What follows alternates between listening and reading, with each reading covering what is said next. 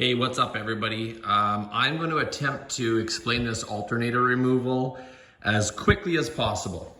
So, as you can see, the garage is a total mess. Almost like most rear interior panels of this car have to come out. As you can see, they're all laying here. Just so you know, every single one of these panels come out with at least one bolt. So these are the bolts that come out. They're an Allen. And every single panel has at least one bolt, so don't try to pull on them and pop them all off. So we'll go inside here. First thing, this comes out here, and this is gonna give you access to this bolt right here, which you only have to loosen, and then this side panel pops out, and all you have to do is undo the speaker wire and it comes out. Some of these things don't come out fully with it, but these are just clips that clip in with the interior trim. And then what you do is you got to undo your seat belts. You got this upper panel here, which also has a bolt in it. And then you have a panel in the back that has a bolt in it, exact duplicate for the other side. The panel in here, you got to take out the two screws that go in here for the child safety. I guess it's a child seat belt. So those come out, and then that allows you to take this carpet out. And this carpet is all glued in. It's kind of a mess, but you just pull it slowly, and I only ripped a few pieces. Otherwise it comes out fairly decent. And then this back trim piece has bolts, studs that go through here, here, and at the other end. Here, there, and there. So you have to take the nuts off the back of these from the engine bay. And then this panel falls right out. So don't try to pull this panel here under the window. You'll break it. You'll break these studs all off. So those are nuts that are in the engine bay right here. And they are covered in like a black tarry goop. So you just got to peel the tarry goop back. And I'm going to probably reuse it. But it's just, that's all it is. It peels back nicely, exposes those nuts. And then you take them out. And that interior trim comes off, and then you can access all the bolts around your engine view or your engine cover. And then from there, you can take your 15 millimeter, you can reduce the tension on your serpentine belt, take your serpentine belt down off the alternator, and then of course your alternator comes off with two big bolts here, and then two smaller bolts on a bracket. Now I took the bracket right out and we got it out of the way because it kind of hangs up here like this. So I just took it right out. So there's 1, 2, 3, and 4. And then I took a couple more out just to get that whole bracket out.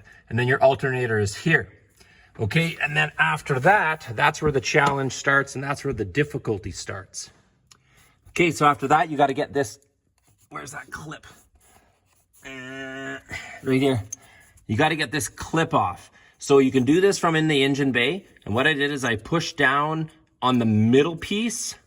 So it pushes down like to release, like this.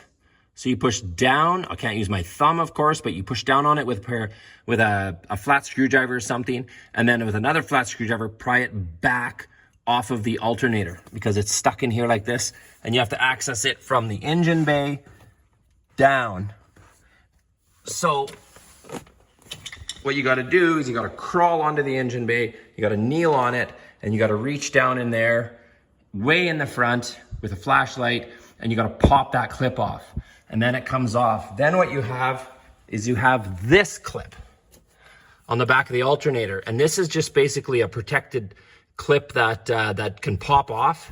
You can get your screwdriver in here and you can pop it off, and it exposes the nut and the stud for the lead wire. And that's also done through here as well. And what you're trying to do is you're trying to get the nut off of this red wire here. Okay, and the nut is a 13 millimeter. I was absolutely fluke lucky and I was able to do it with a 1/2 wrench, but it's a 13 millimeter nut. And what you need to do first off is down in here, right there, it's basically a clamp, and it's got an Allen screw, Allen bolt going down, and it's a clamp that holds this lead wire and this wire together. But I undid that, and it gave me a little bit more flexibility to pull this wire out more. And then I was able to, from kneeling on top of the engine bay, I was able to get my wrench down with somebody inside the cab, pulling on the alternator, twisting it and pulling it to get it exposed to where I could actually get a wrench on it. So you need someone in the cab, they pull it out, they twist it to be able to get a wrench in here on the nut, and then crack the nut, and then it actually spins off the alternator quite nice. But you have to undo that clamp to give yourself, it frees up the alternator maybe a centimeter further out, and that's what you need. It's almost impossible to do without loosening that clamp. It makes it a lot easier to loosen that clamp, and then you can crack the nut, get a wrench on it, and once you have that wire off, you can just turn the alternator. I don't have it with me now because it's at a shop being rebuilt. You just turn it and it comes out of that. It comes out of there. You just kind of turn it, manipulate it. It kind of tips down and almost falls out downwards and forward. Came right out of there nicely. And that's kind of how we did it. So that's it in a nutshell. In 3 minutes, that's 5 hours condensed into 3 minutes. If you have any questions, let me know. Here's a shot of that back insulation piece, the back of the carpet, and it's all this sticky glue on it. So we got to get these panels all cleaned up. They're nasty. We're going to get the car cleaned up. We're going to get some other pieces cleaned up in the motor, and get this alternator back in.